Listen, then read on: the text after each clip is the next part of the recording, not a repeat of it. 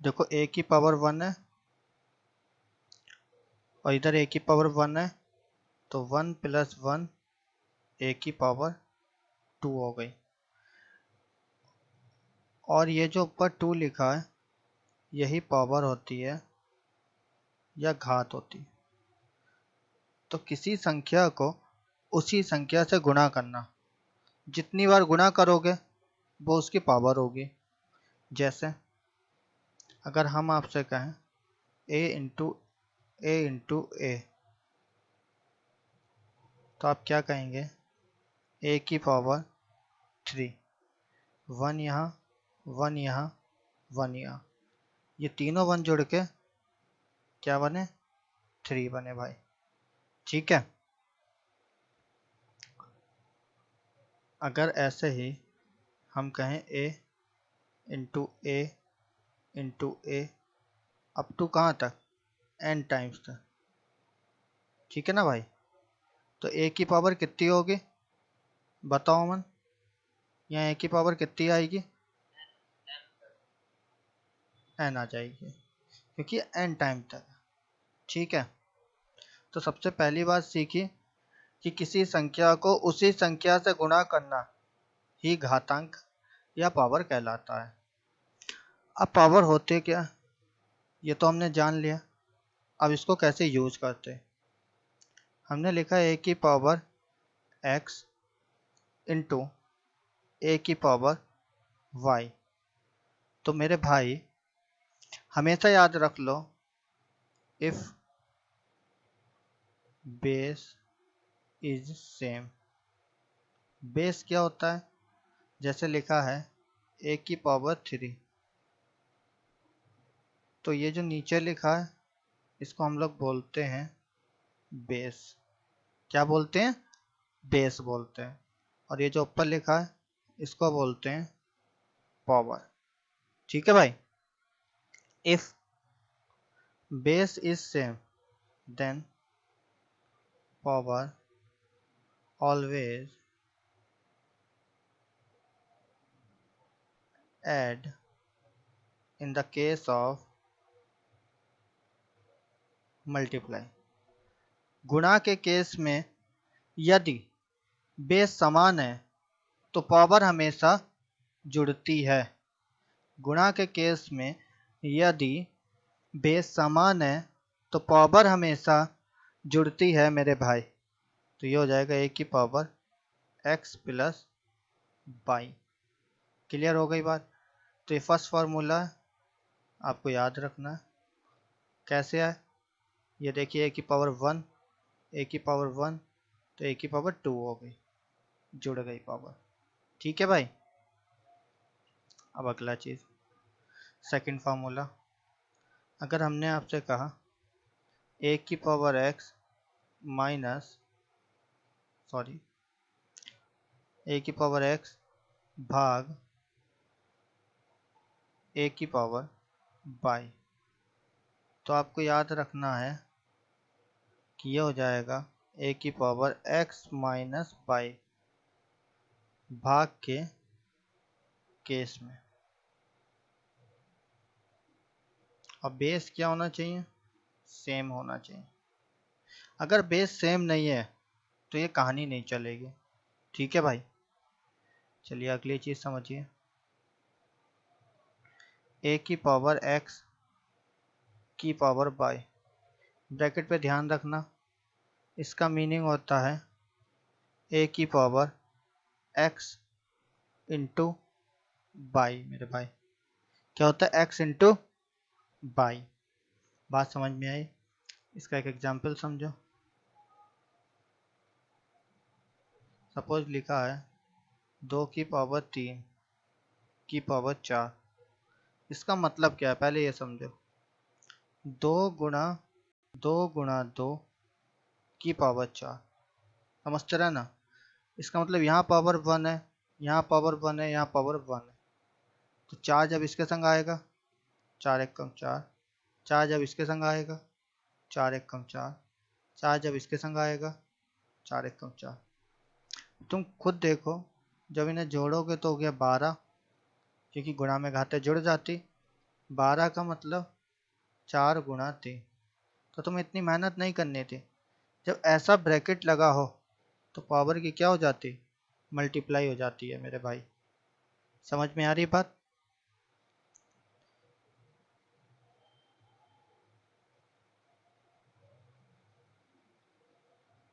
अगला फॉर्मूला देखो, ए की पावर एक्स की पावर वाई। तो ये हमें बताता है, ये कोई फार्मूला नहीं है, यह बताता है कि x की पावर बाई है तथा a की पावर x की पावर y है। मीनिंग समझे इसका? यहाँ पे इस वाली कंडीशन में यह बता रहा था a की पावर x है और जो i उसकी पावर y है, पर इस कंडीशन में यह बता रहा है a की पावर x है। फ्यूजन मत क्रिएट करना। अगर ब्रैकेट लगा है तो मल्टीप्लाई होगी, ब्रैकेट नहीं लगा है तो कभी मल्टीप्लाई नहीं होगी। ठीक है भाई, समझ गए यहाँ तक? अगली बात भैया इसका एक एग्जांपल बता दीजिए, जैसे इस तरह का बताया था। ठीक है, देखो 2 की पावर 3 की पावर 2। छोटा एग्जाम्पल लेते हैं, ठीक है भाई। तो हम कहेंगे 2 की पावर 9, 3 का स्क्वायर है, 2 की पावर 9। अब तुम कहोगे 2 कितनी बार लिखा है, 9 बार लिखा है। 2 इंटू 2 इंटू 2 इंटू 2 9 टाइम्स। समझे भाई? जी भैया समझ गए। क्लियर हो गया ना? तो इस चीज को आपस में मिलाना मत बस। अब देखो a की पावर 0, तो किसी की भी पावर 0 हो वो 1 आता है। अगर किसी की भी पावर 0 हो तो वो कितना होता है, हमेशा 1 होता है। ठीक है, ये बात याद रखिएगा।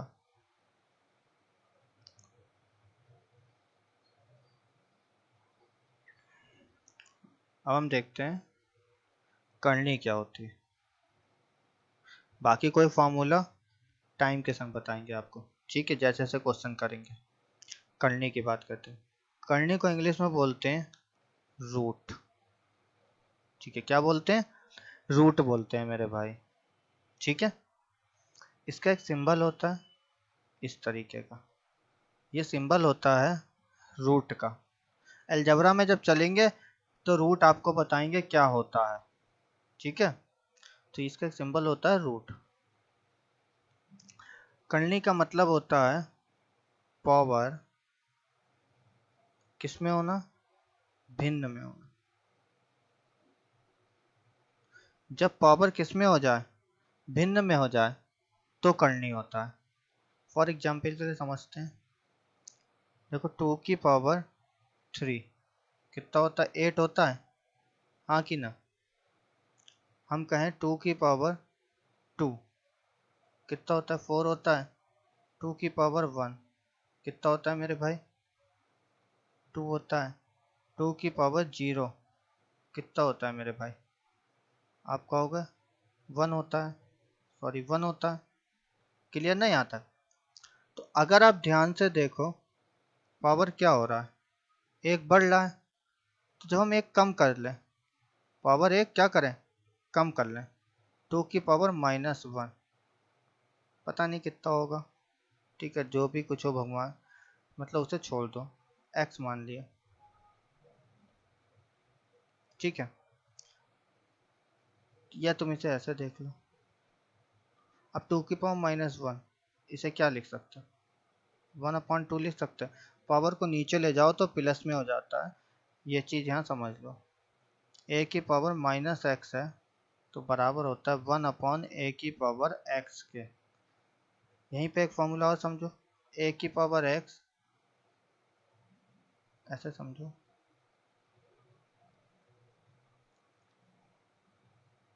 a की पावर एक्स अपॉन वाई ऐसे लिखा है, ठीक है।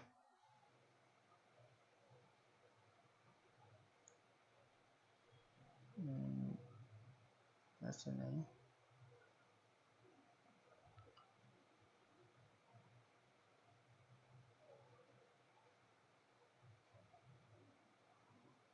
ए की पावर एक्स अपॉन ए की पावर वाई ऐसे लिखा हुआ।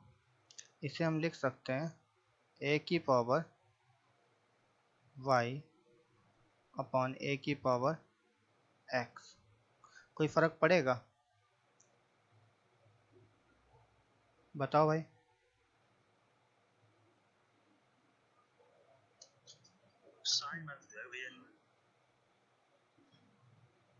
हाँ यार, इसमें थोड़ा सा गड़बड़ है, इसे छोड़ो, अभी बाद में बताएंगे।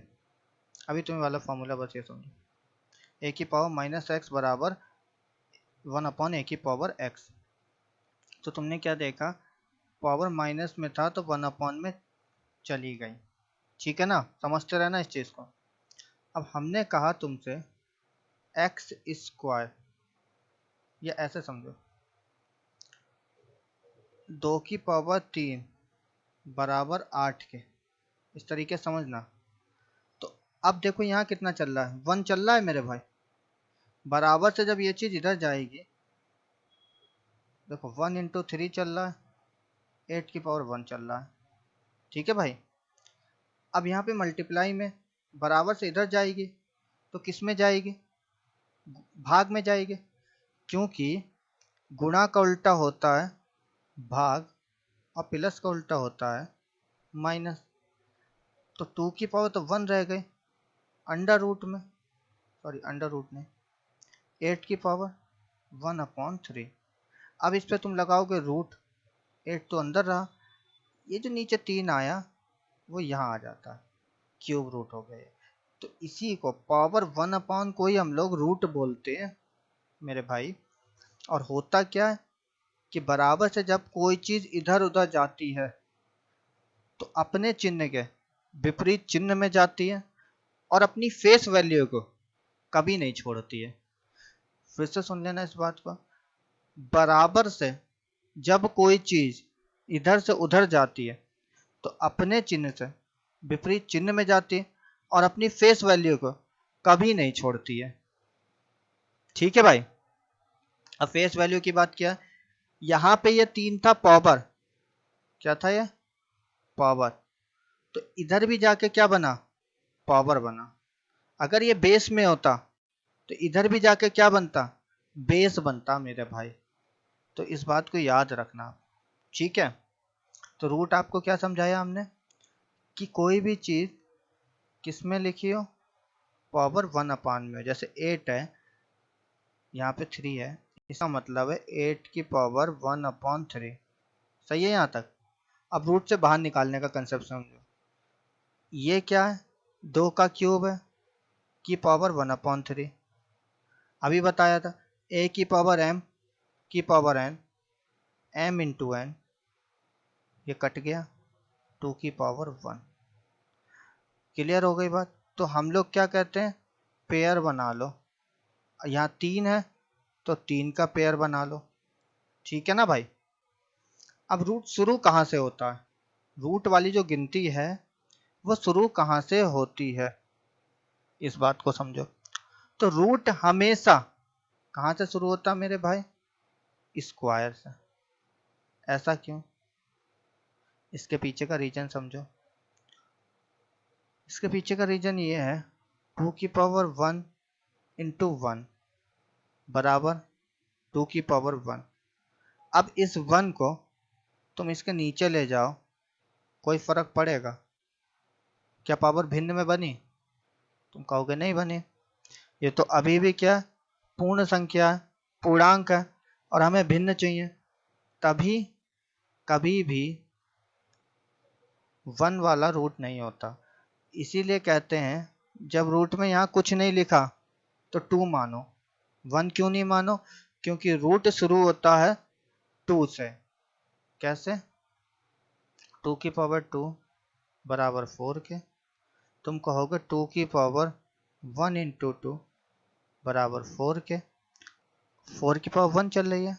अब ये 2 इधर जाएगा तो हो जाएगा 4 की पावर 1/2।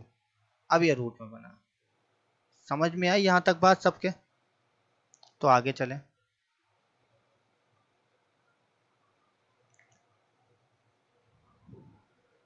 देखो पहला क्वेश्चन क्या कह रहा, कह रहा अंडर रूट टू पूरा रूट है, उसके अंदर रूट है, फिर उसके अंदर रूट है। कह रहा है 2 की क्वेश्चन मार्क, इस क्वेश्चन मार्क की वैल्यू बताओ। तो इस क्वेश्चन को सॉल्व करने का तरीका समझो। यहाँ पे जब कुछ नहीं लिखा तो क्या लिखा होगा? 2 लिखा होगा यहाँ पे, हाँ कि ना? बताओ मन भाई, 2 लिखा होगा।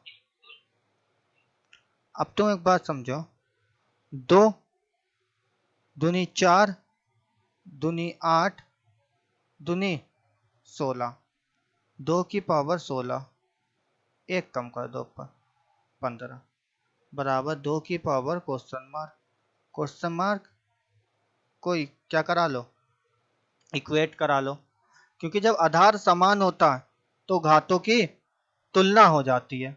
हमने घातों की तुलना कराई, क्वेश्चन मार्क बराबर 15/16 मेरे भाई, ये हमारा आंसर है। बात समझ में आई कि नहीं आई? ये चीज कैसे निकाली, क्लियर है? देखो 2 दूनी 4, हाँ एक बार देख लो, 2 दूनी 4 दूनी 8 दूनी 16, तो ये 16 हो गया, एक घटा देते हैं हमेशा, तो 15/16 हो गया, ऊपर एक घटा के लिखते हैं। क्लियर है बात? समझ में आ रही भाई? भैया ऐसा ऐसा मतलब भैया घटाते क्यों हैं ऊपर? चलो ठीक है, देखो इस क्वेश्चन को मैं सॉल्व करके दिखा रहा हूँ। 2 इंटू 2 इंटू 2 इंटू 2 की पावर 1/2, यहाँ 1 चल रहा है, गुणा में घाते जुड़ जाएंगे तो डायरेक्ट लिखेंगे इस टाइप वाले, आपको समझ में आनी चाहिए। 2 एक कम 2 और एक 3, 2 की पावर 3/2, ठीक है ना भाई? अब ये जब तुम रूट हटाओगे वाला, फिर पावर 1/y में जाएगी, तो तुम्हारी आ गई 2 इंटू 2 इंटू 2 की पावर 1 इंटू, इसके नीचे इस वाले रूट को हटाने पे नीचे 2 जाएगा, 2 की पावर 3/4। क्लियर है? तो ऐसे ही जब तुम आगे बढ़ोगे तो अब ये जुड़ जाएगा, रूट टू की पावर 4 3 7/4, ठीक है? ये रूट हटेगा, फिर नीचे जाएगा, 2 इंटू 2 की पावर 7/8, अब यहाँ पे 1 चल रहा है, ये जुड़ेगा तो ये हो जाएगा 2 की पावर 15/8, अब ये 2 फिर नीचे जाएगा, 2 की पावर 15/16। अब समझो, ये तो हो गया बेसिक उसका पूरा। समझने वाली बात ये है, जब भी रूट से बाहर निकल रहा है, जैसे यहाँ पे देखो, ये पूरा कॉम्बिनेशन कितना है? 7/4 है, लेकिन जब रूट से बाहर निकला तो नीचे 8 हो गया, ऊपर 7 हो गया, हमेशा एक कम होता है। सेम है यहाँ देखो, ये 15/8 है, रूट से बाहर निकला तो एक कम हुआ कि नहीं हुआ? ऐसा क्यों? तो रीजन यही है इसका, तुम जो जोड़ते हो और उसके बाद दुगना कर देते हो। क्लियर है? तो जब नीचे वाला दुगना होता है तो ऊपर वाला एक कम हो जाता है। समझ में आई बात अभी अनुज? जी भैया। देखो नेक्स्ट, अब अगला क्वेश्चन है, बोल रहा है 5 गुणा 5 गुणा 5, और इधर क्वेश्चन मार्क, तो यहाँ सब जगह 2 लिखा होगा, कुछ नहीं है तो 2 है, 2 दूनी 4 दूनी 8, 5 की पावर 8 7, यही तो होगा ना भाई, 7/8 बराबर 5 की पावर क्वेश्चन मार्क बराबर 7/8, ये हमारा आंसर है। समझ आई बात भाई? जी भैया। नेक्स्ट देखो, अब अगला क्वेश्चन कह रहा है 29 पे क्वेश्चन मार्क बताना है और ये एंड टाइम तक है। अगर ये एंड टाइम तक है तो तुम खुद सोचो 29 की पावर कितनी आएगी, बटे में एन आएगी और ऊपर एन माइनस वन आएगा। सॉरी गलत हो गया थोड़ा सा, 2 की पावर एन आएगी, ठीक है, और ऊपर 2 की पावर एन माइनस वन आएगा। 2 की पावर क्यों आ रही है, क्योंकि यहाँ पे 2 चल रहा है। अगर दो बार होता है तो 2 दूनी 4 करते, 3 बार होता है 2 दूनी 4 दूनी 8 करते, यहाँ एन टाइम है तो 2 की पावर एन हो जाएगा। 29 की पावर क्वेश्चन मार्क, हाँ कि ना भाई? क्वेश्चन मार्क बराबर 2 की power n minus one upon 2 की पावर एन, ये हमारा आंसर होगा। समझ आई बात की नहीं? नैना आपके समझ आ रहा है? जी सर आ रहा है। अमन आपके? जी सर आ गया। ठीक है, देखिए नेक्स्ट। अब अगला क्वेश्चन, यहाँ पे आप देखो 6 6 6 अप टू कहाँ तक, इनफाइनाइट तक मेरे भाई, अनंत तक चल रही है सीरीज और इसे सॉल्व करना है हमें। तो देखो इसका आंसर क्या होगा, इसके ऐसे दो फैक्टर करो, ऐसे दो फैक्टर करो जो क्रमागत हो, 2 और 3, ठीक है। प्लस है तो बड़ी वैल्यू प्लस में, छोटी वैल्यू माइनस में। आंसर रूट से जो बाहर निकलेंगे -2 और +3, ये रूट से बाहर निकलेंगे और यही इसके आंसर होंगे। बात समझ में आई? भैया ये क्या इस पूरी वैल्यू का आंसर है दोनों? हाँ, इस पूरी वैल्यू के आंसर है। कैसे बताया? क्रमागत गुणनखंड, क्या बताया? क्रमागत गुणनखंड, ठीक है। बड़ी वैल्यू उस साइन के साथ जो क्वेश्चन में, बस क्रमागत गुणनखंड, बड़ी वैल्यू उस साइन के साथ जो क्वेश्चन में है। आप क्वेश्चन में प्लस है तो बड़ी वैल्यू प्लस के साथ, क्वेश्चन में माइनस होता तो बड़ी वैल्यू माइनस के साथ आ जाती मेरे भाई, ठीक है। अब बताओ सुधांशु क्या कह रहे हो भाई? ये इस क्वेश्चन का मतलब जवाब क्या होगा? मतलब +3 -2 दोनों वैल्यू या +3 इसमें? Depend on option. अगर अब ये समझो कि इसके आंसर कैसे दे सकते हैं। सपोज करो मैंने तुम्हें एक ऑप्शन दे दिया -2, एक ऑप्शन दे दिया +3, एक ऑप्शन दे दिया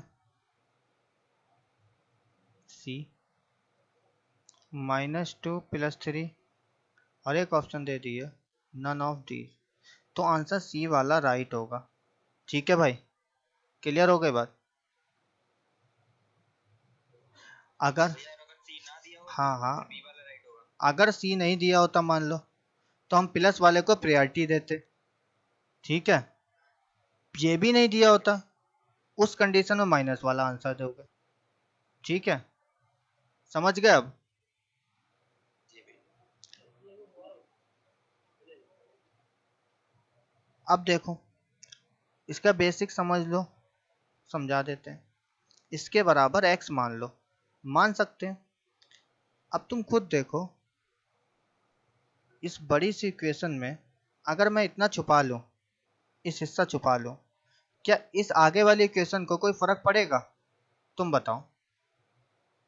नहीं भैया। कोई फर्क नहीं पड़ेगा, सब इन्फिनिटी है। क्योंकि इन्फिनिटी है। जब इन्फिनिटी है तो कोई फर्क नहीं पड़ेगा, तो √6 प्लस एक्स, इस पूरे की भी वैल्यू x हो जाएगी बराबर x की, स्क्वायरिंग बोथ साइड। जब स्क्वायरिंग बोथ साइड करोगे तो हो जाएगा 6 प्लस एक्स बराबर x²। यह आपका एल्जेब्रिक फॉर्म बन गई, ठीक है, द्विघात समीकरण। यहाँ से हम क्या कहेंगे, x² माइनस एक्स माइनस 6, ठीक है। अब इसे सॉल्व जब करोगे तो x minus 3x plus 2x minus 6 बराबर 0। x कॉमन ले लिया, x माइनस 3, 2 कॉमन ले लिया, x माइनस 3 बराबर 0, x प्लस 2 x माइनस 3 बराबर 0, x बराबर माइनस 2 x बराबर 3। एक बार ये 0 के बराबर, एक बार ये 0 के बराबर। तो अब तुम्हें इतना लंबा करने की जरूरत नहीं है, इसके ऐसे गुणनखंड लो जो क्रमागत हो। क्लियर हो गई बात, समझ गए? जी भैया। देखो नेक्स्ट। अब मेरे भाई 72 लिखा है, नोट 8 और 9, नोट 72। कहा था वो वाला साइन ले लो जो क्वेश्चन में है बड़े के संग, ये माइनस तो ये प्लस, क्वेश्चन खत्म, आंसर। क्रमागत गुणनखंड लो और बड़े के संग वो साइन लो जो क्वेश्चन में हो। ठीक है भाई, यहाँ पे माइनस होगा। ठीक, देखो नेक्स्ट। अब कहानी देखो क्या हुई। अब आ गया गुणा में। ठीक है, तो मैं तुम्हें एक बात बताता हूँ भाई। यहाँ पे सपोज करो p गुणा अंडर रूट पी गुणा अंडर रूट पी, और ऐसा इनफाइनाइट तक लिखा है, तो इसका आंसर p आता है। समझे? p को अगर अंडर रूट में मतलब एक सीरीज बनाए सेम टाइम की और इनफाइनाइट तक चलाएं, तो इसका आंसर p आएगा। ठीक है, तो यहाँ पे 24 है, 24 है, 24 है इनफाइनाइट तक, तो रूट से बाहर कितना आएगा भाई? 24 आएगा। बात समझ आती है? क्लियर है सबके? क्यों ऐसा क्यों हुआ, थोड़ा अगर हाँ बता दीजिए। बताएंगे, बेसिक बताएंगे। क्लियर है सबके? अब देखो इसका बेसिक, हमने इसके बराबर x मान लिया, और अगर इतना हिस्सा हटा दें तो कोई फर्क नहीं पड़ेगा। 24 इंटू एक्स, जो बचा हुआ अभी x के बराबर रहेगा, बराबर x के, स्क्वायरिंग बोथ साइड। ठीक है, और जैसे ही बोथ साइड स्क्वायरिंग करेंगे, ये हो जाएगा 24 इंटू एक्स बराबर एक्स स्क्वायर, इससे कट गया। ठीक है, 24 बराबर एक्स के। क्लियर हो गई बात? समझ में आई? अनुज आपके आ गई?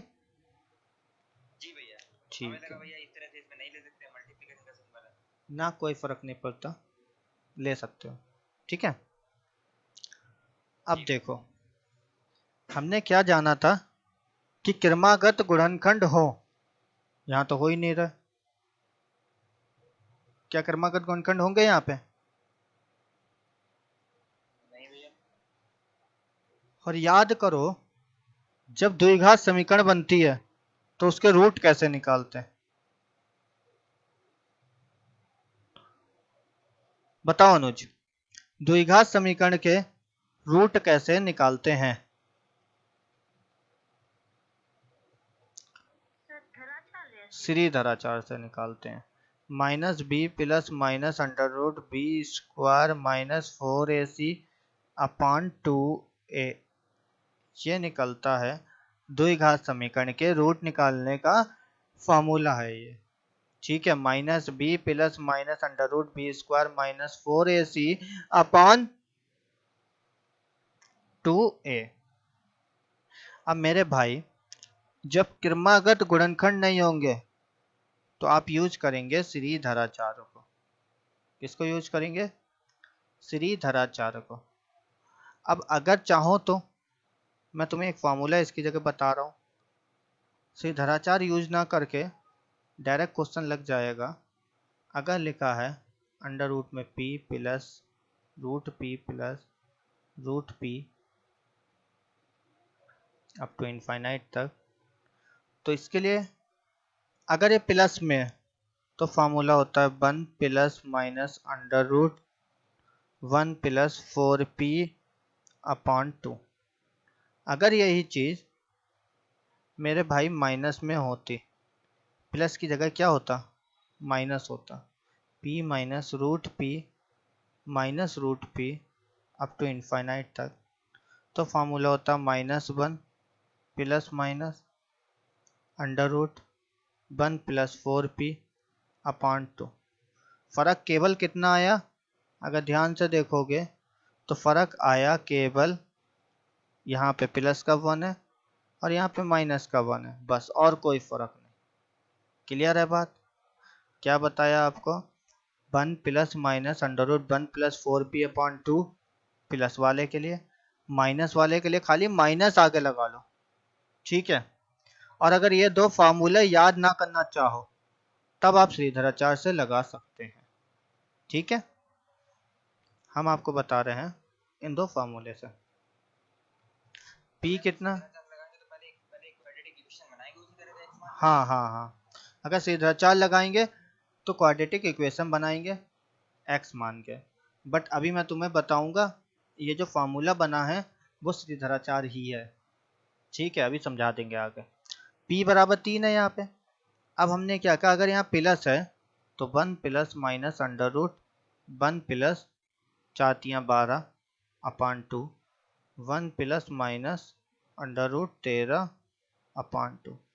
इस क्वेश्चन का आंसर हुआ। समझ में आई बात भाई?